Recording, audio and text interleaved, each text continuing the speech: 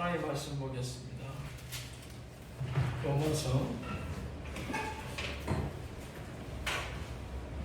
신약 246페이지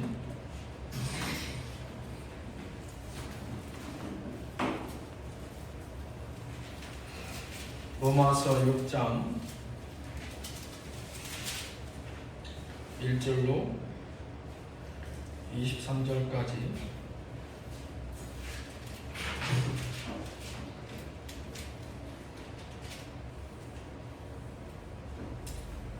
한 절씩 교독하도록 하겠습니다. 그런즉 우리가 무슨 말을 하리요? 은혜를 더하게 하려고 주에 거하겠느냐? 그럴 수 없느니라. 주에 대하여 죽은 우리가 어찌 그가 우리의 더 살리요? 무릇 그리스도 예수와 합하여 세례를 받은 우리는 그의 죽으심과 합하여 세례를 받은 줄을 알지 못하느냐?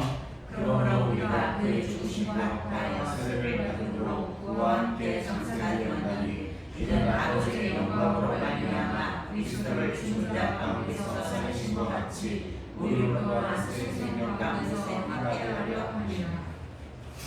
만일 우리가 그의 죽으심과 같은 모양으로 연합한 자가 되었으면 또한 그의 부활과 같은 모양으로 연합한 자도 되리라. 우리가 이와 우리의 옛사람이 예수와 함께 십자가에 못 박힌 것은 죄의 몸이 죽어 다시는 우리가 죄에게 종물로 같이 하게 하려 하니 이는 죽은 자가 죄에서 벗어나 의롭다 하심을 얻었습니다. 나는 우리가 그리스도와 함께 죽었으며 또한 그와 함께 살 줄을 믿노니 이는 그리스도께서 죽은 자 가운데서 살아나셨음에 다시 죽지 아니하시고 사망이 다시 그를 주장하지 못할 줄을 알미로라. 그가 죽으심은 죄에 대하여 한 번에 죽으시며 그가 살아계심은 하나님께 대하여 살아계시니 이와 같이 너희도 너희 자신을 죄에 대하여는 죽은 자요 그리스도 예수 안에서 하나님께 대하여는 살아있는 자로 여길지어다. 그러므로 너희는 죄가 너희 죽을 몸을 지배하지 못하게 하여 몸의 자유를 순종하지 말고 또한 너희 지체를 불의의 무기로 죄에게 내주지 말고 오직 너희 자신을 죽은 자 가운데서 다시 살아난 자같이 하나님께 드리며 너희 지체를 의의 무기로 하나님께 드리라. 주가 너희를 주장하지 못하리니 이는 너희가 법 아래에 있지 아니하고 은혜 아래에 있음이라. 그런즉 어찌하리요? 우리가 법 아래에 있지 아니하고 은혜 아래에 있으니 죄를 지으리요? 그럴 수 없느니라. 너희 자신을 종으로 내주어 누구에게 순종하든지 그 순종함을 받는 자의 종이 되는 줄을 너희가 알지 못하느냐? 혹은 죄의 종으로 사망에 이르고 혹은 순종의 종으로 위에 이르느니라. 하나님께 감사하리로다. 너희가 본래 죄의 종이더니 너희에게 전하여 준 바 교훈의 본을 마음으로 순종하여 주로부터 해방되어 의에게 종이 되었느니라. 너희 육신이 연약함으로 내가 사람의 예대로 말하노니 전에 너희가 너희 지체를 부정과 불법에 내주어 불법에 이른 것 같이 이제는 너희 지체를 의에게 종으로 내주어 거룩함에 이르라. 너희가 죄의 종이 되었을 때에는 의에 대하여 자유를 얻으리라. 너희가 그때에 무슨 열매를 얻었느냐? 이제는 너희가 그 일을 부끄러워하나니 이는 그 마지막이 사망임이라. 그러나 이제는 너희가 주로부터 해방되고 하나님께 종이 되어 거룩함에 이르는 열매를 맺었으니 그 마지막은 영생이라. 죄의 싹은 사망이요 하나님의 은사는 그리스도 예수 우리 주 안에 있는 영생이니라. 아멘. 기도하겠습니다. 하나님 주신 말씀 로마서 6장 1절에서 23절의 말씀으로 너희 지체를 의의 무기로 드리라 라는 말씀의 제목을 따라 하나님의 은혜를 간청합니다. 우린 늘 부족하고 연약하고 이적이기까지 하여서 주의 말씀을 듣지 못하고 분별하지 못하나 아버지 다만 이 한 시간 보내신 성령에 감동하여 주시니 우리의 마음을 열고 진리를 받아들여 의와 생명 가운데로 오늘 이 아침도 행케하여 주시옵소서. 주님만 의뢰하옵고 부족한 종은 예수님 이름으로 기도하였습니다. 아멘.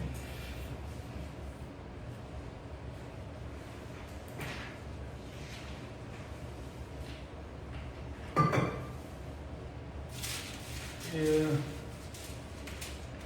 로마서 말씀, 고린도전서 후서 말씀은 우리가 많이 접하지만 사실상 로마서 말씀은 히브리서만큼이나 굉장히 깊이가 있고 체계가 있고 신학적인 내용들을 많이 담고 있으나 그 내용이 결코 쉽다고 볼 수 없는 책이 바로 로마서입니다.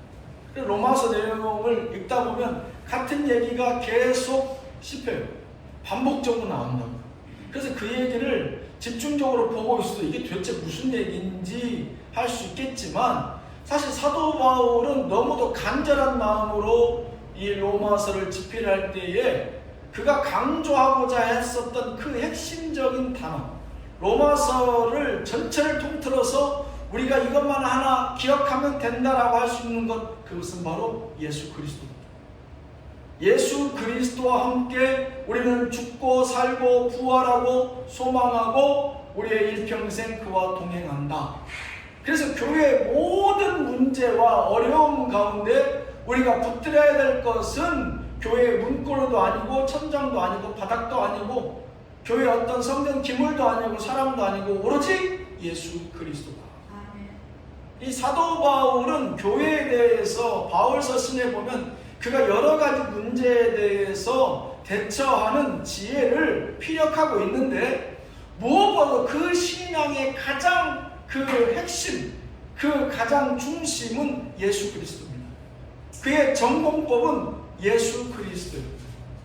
사실 바울서 신이라고 하는 것은 개인적인 신앙의 관념적인 조언이 아니라 교회의 목회에 대한 구체적인 조언이 바로 사도 바울의 바울서 신이거든요.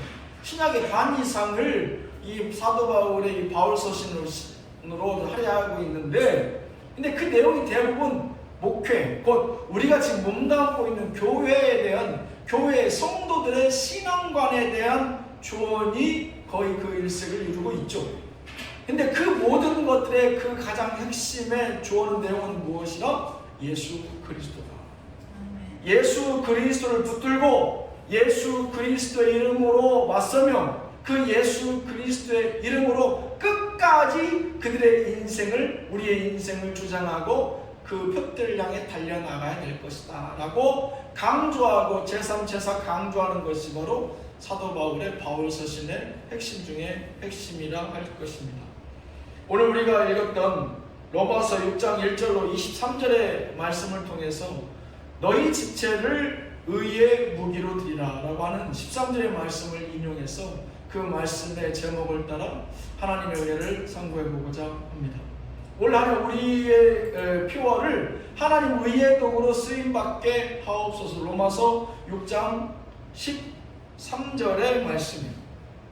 그 말씀을 어떻게 보면 오늘 다시 인용해서 주제로 삼은 것은 올 한 해 우리가 사실은 어려운 것 같지만 결코 어렵지 않고 그렇다고 해서 또한 결코 가벼이 여길 수 없는 내용이 바로 이 로마서 6장 13절의 말씀입니다.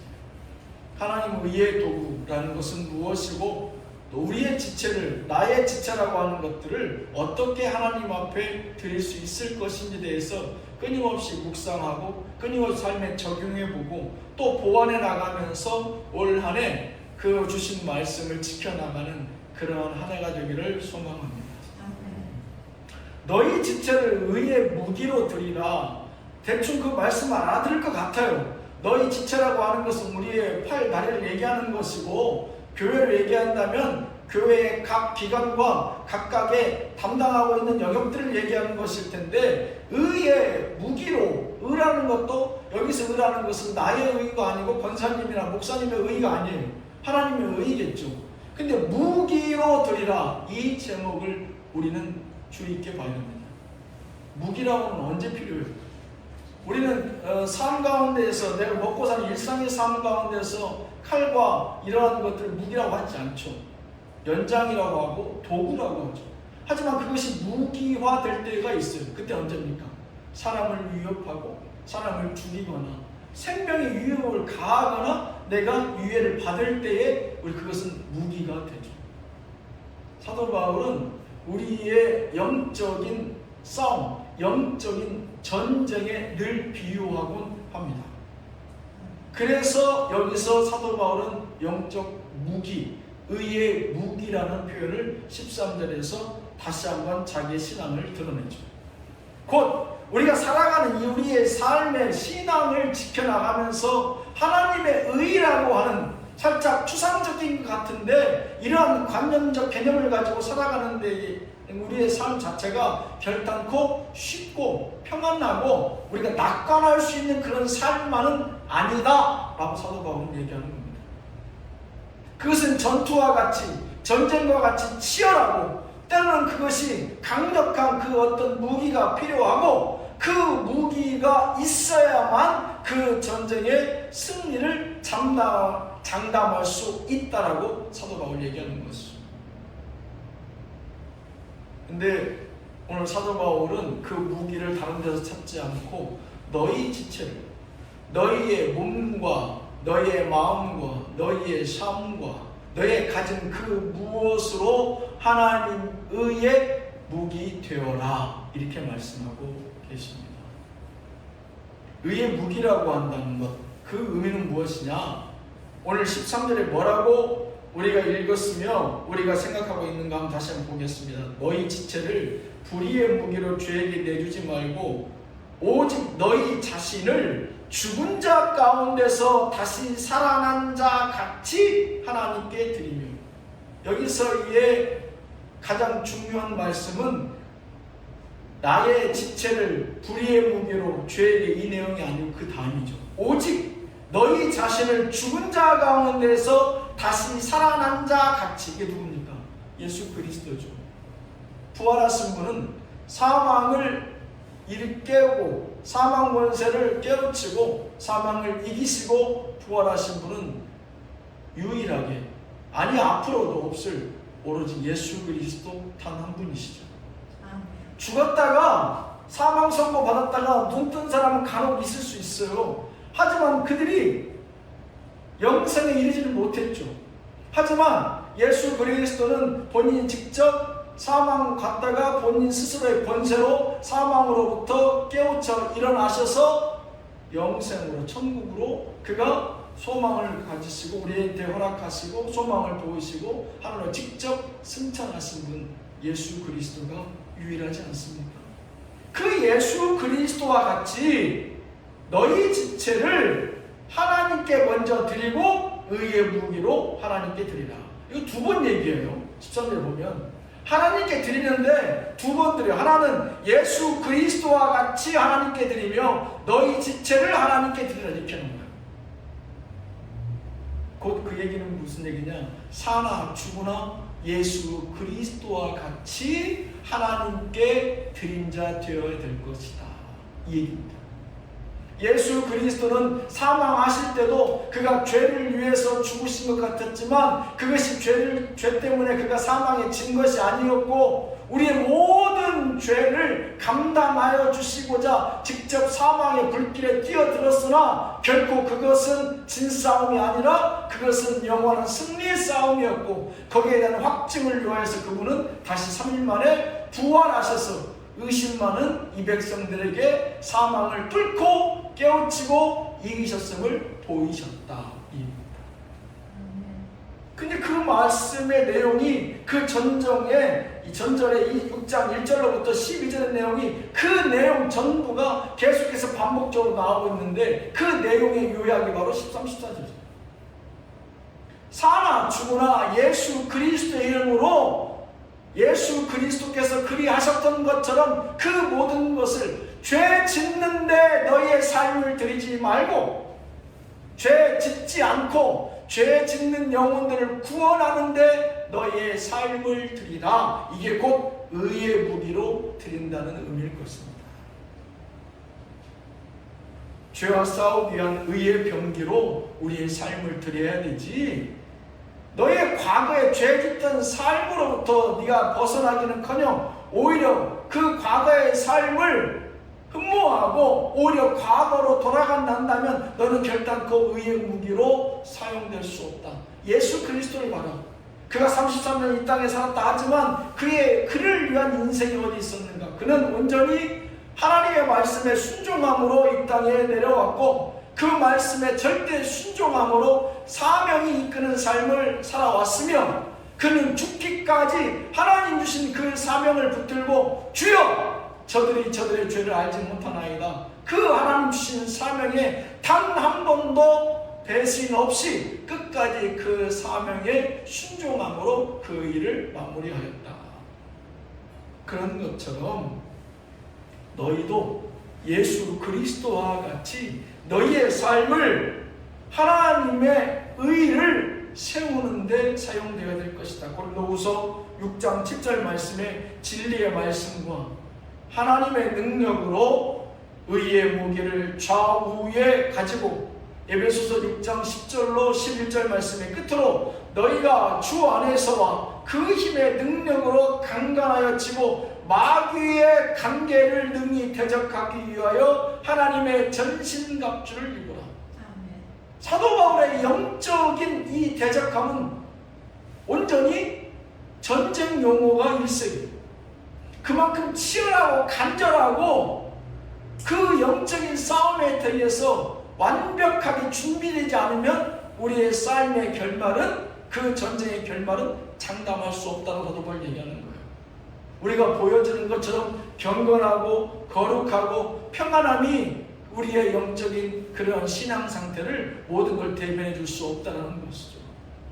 사도 바울이 이렇게 얘기하지 않습니까? 다시 한번 얘기한다면 마귀의 관계를 능히 대적하기 위하여 하나님의 전신갑주를 입으라. 몇 주 전에 이 말씀을 배웠죠. 하나님 전신갑주는 뭐냐?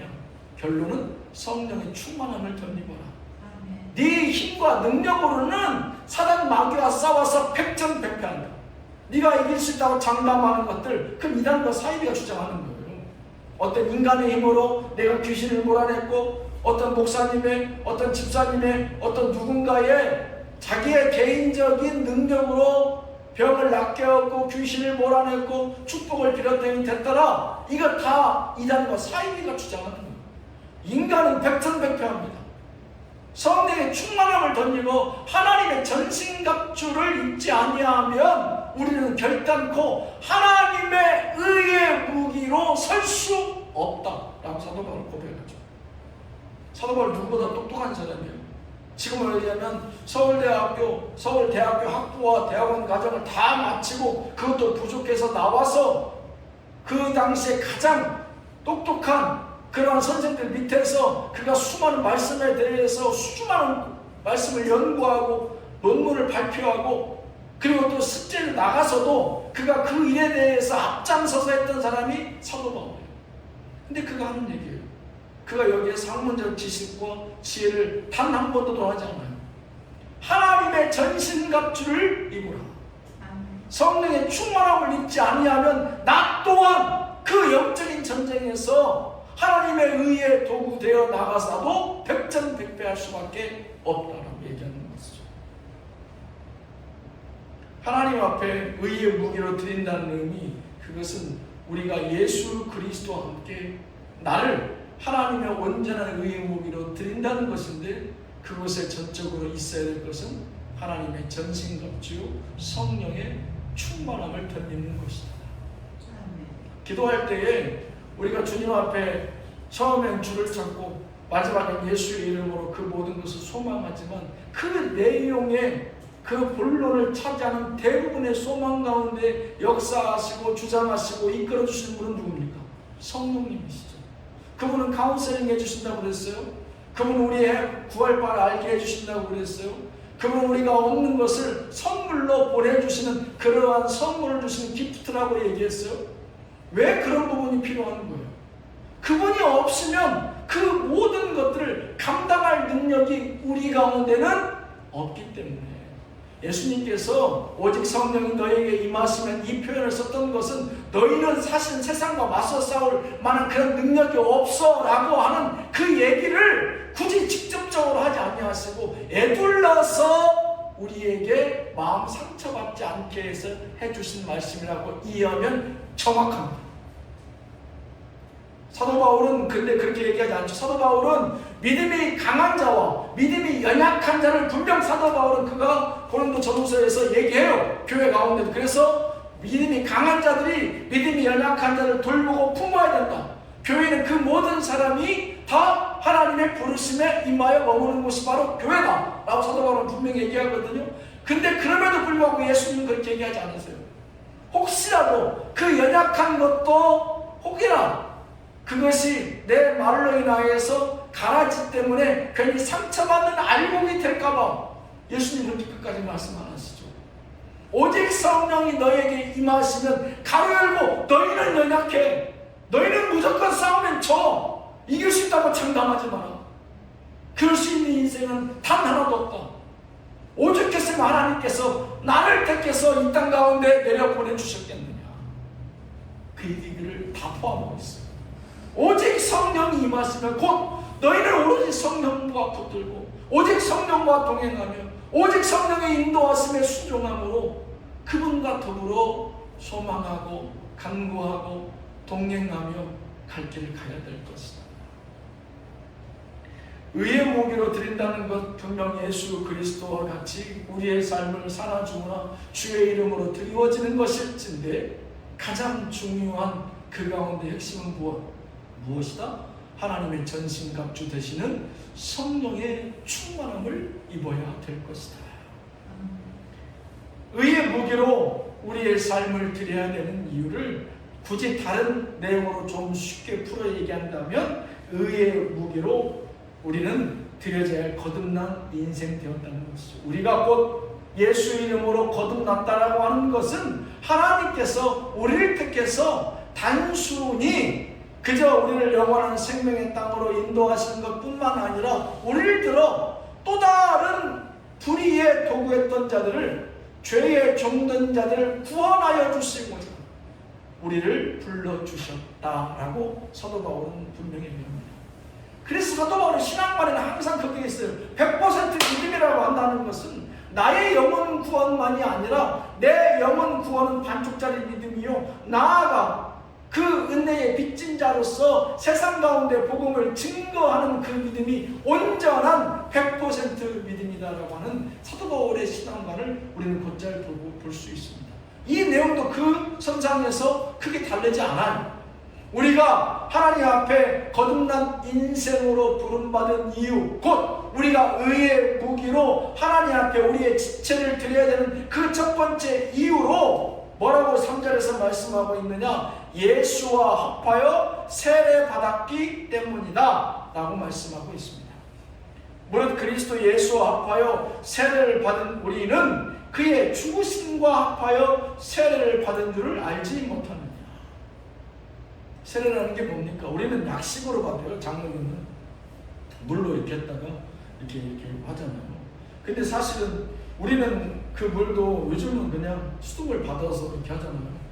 근데 천주교나 이런 그 옛 전통을 중시하는 데는 그것을 그 생수가 아니라 성수라고 해가지고 그 성수를 따로 이렇게 받는 데가 있더라고요. 그래서 그 성수를 며칠간 어디서 받아서 어떻게 놔서 뭐 어떻게 정화를 시키고 그래서 그것을 그들이 성찬 예식 때 사용하더라고요.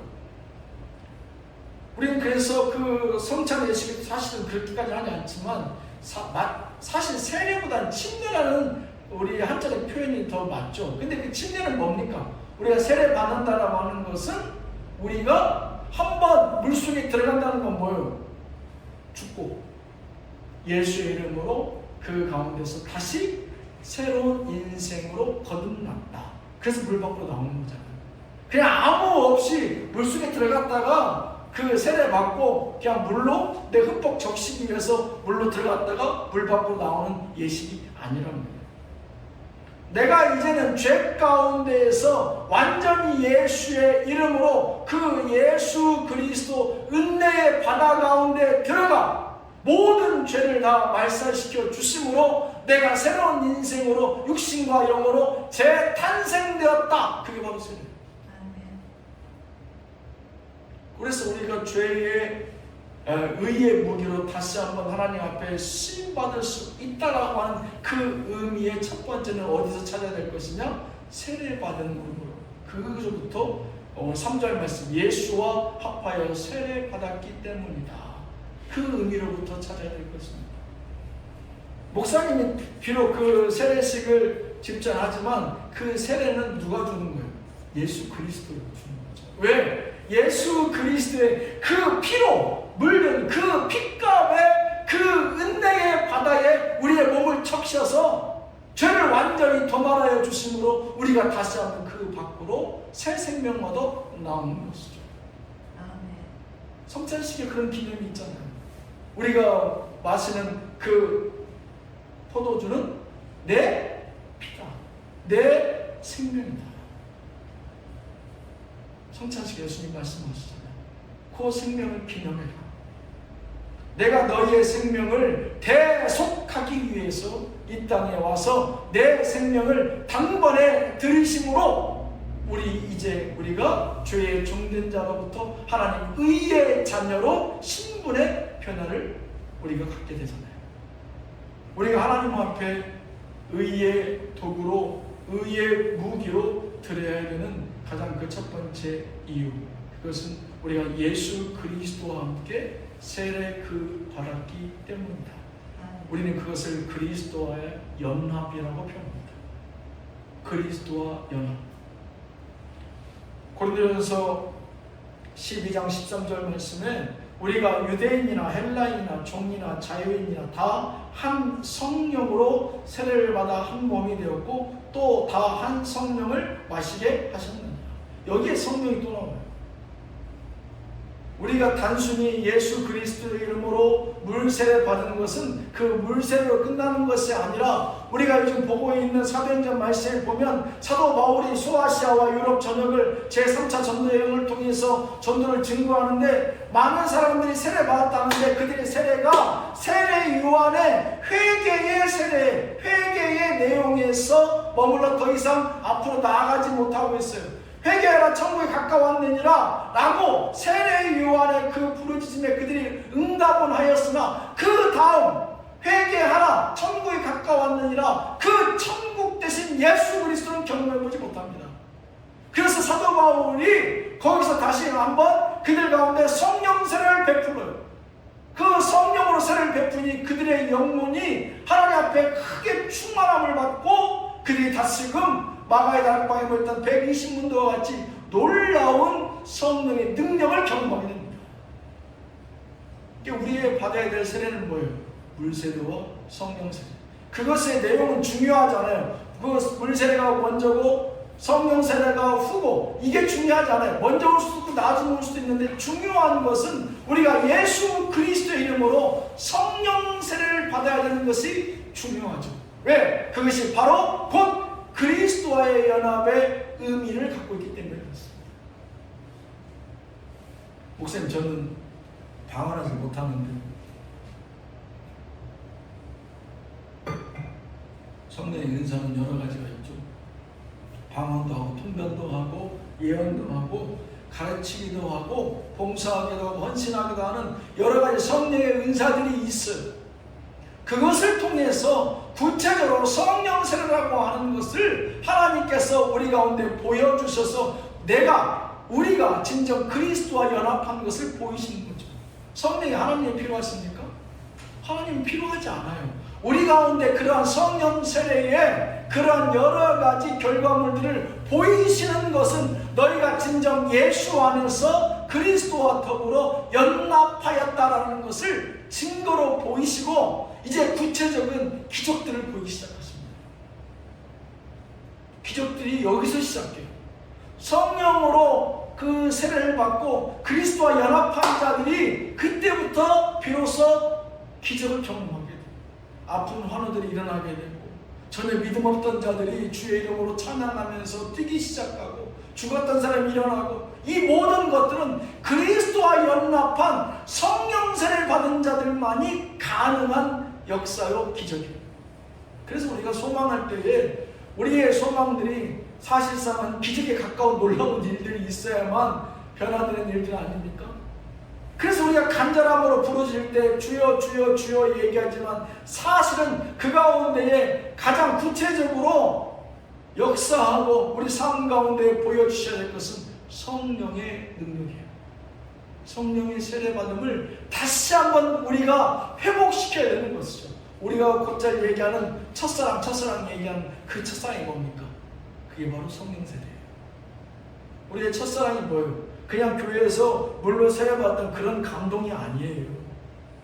내가 어느 순간에 예수의 이름으로 나도 모르게 뜨거운 이 감정을 주체할 수 없어서 주 앞에 폭발적으로 기도하고 소망하고 간구하고 많은 사람들과 뛰며 그 열정을 어떻게 내가 내 감히 감당해낼 수 없었던 그 시절들을 우리가 다 갖고 있잖아요. 그게 뭡니까? 그게 바로 우리가 성령 세례 받았을 때입니다. 그때는 우리의 소망하는 것들이 너무나도 즉시 이루어져. 제가 대학 시절에 부활절 전에 이제 고난주간이 있잖아요. 고난주간에 고난주간에 이제 제가 교사하고 총무를 했었는데 집사님들하고 같이 이제 고난주간에 금식기도 하면서 간증을 나중에 하기로 했어요. 금식하면서 기도하는 게 쉽지 않아요. 금식하는 그 자체로가 힘드니까. 하지만 이제 주일학교를 맡고 있으니까 주일학교 내용들을 집사님들과 같이 막 공유하면서 총무니까 앞에서 이끌어줘야 되니까. 그럼 제가 기도 제목을 내놓고 그 간증을 하면서 제가 그 당시에 했던 간증이 지금도 기억나요. 그게 89년도 90년도인데 지금으로도 거의 35년 전인데 저는 오늘 하나님 앞에 기도하는 것 아주 사소한 것으로부터 시작해서 구체적인까지 25가지 장을 내가 응답받았습니다. 내가 그 25가지를 적어놨었는데 어떤지 모르겠지만 내 구체적으로 그렇게 얘기했던 기억이 지금도 선명합니다. 왜? 내가 그 교사 선생님들 앞에 내 그것을 보여줄 수 있고 우리의 간증 가운데 하나님이 예수 그리스도와 구체적으로 직접적으로 관여하심을 나누고 싶었어요. 그랬더니 예수님께서 직접 그렇게 가능하도록 성령의 역사하심을 우리 가운데 보여주셨던 것이죠. 그런데 어떤 집사님이 우스갯소리로 이렇게 얘기해요. 선생님은 아직 학생이고 미혼인데 뭐 이렇게 하나님께서 응답해 주신 게 많았어요. 이런 말을 말씀하시더라고요.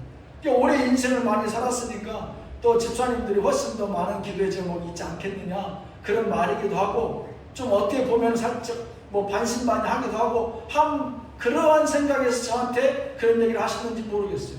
근데 저는 그 당시 흔들림 없었어요. 저는 정확합니다. 명확합니다. 내가 아침에 일어나서부터 주님 앞에 소망했던 것들 하나님 사사로운 것이지만 하나님 정말 금식 가운데 내 기도를 들어주신다면 그렇게 역사해 주시옵소서 라고 했던 것들을 정확하게 2박 3일 동안 금식하는 기간 동안 25가지를 응답해 주셨다 라고 내가 그 교사 모임에서 간증했던 기억이 지금도 선명합니다. 성령 세례는 단 한 번으로 끝나지 않아요. 내가 예전에 성령의 충만을 받았다 해도 그 성령의 충만함이 계속해서 죽기까지 가지 않는다고. 매일매일 우리가 주의 이름으로 성령의 충만함을 받아야 되는 이유는 우리가 매일매일 하나님 앞에 의의 도구로 쓰임 받아야 되기 때문에 그렇습니다. 이건 영적인 전투예요. 전투에 나갈 때에 무기 없이 갑옷 없이 군화 신지 않고 철거 쓰지 않고 나가면 백전백패죠. 내가 아무리 사격을 잘한다 할지라도 하나님 주신 그 성령의 전신갑주를 덧입지 아니하면 우리는 이겨낼 수 없습니다. 내가 감당할 수 없어요. 내가 감당할 수 있는 싸움 자체가 아니에요. 성령의 충만함을 사모하십시오.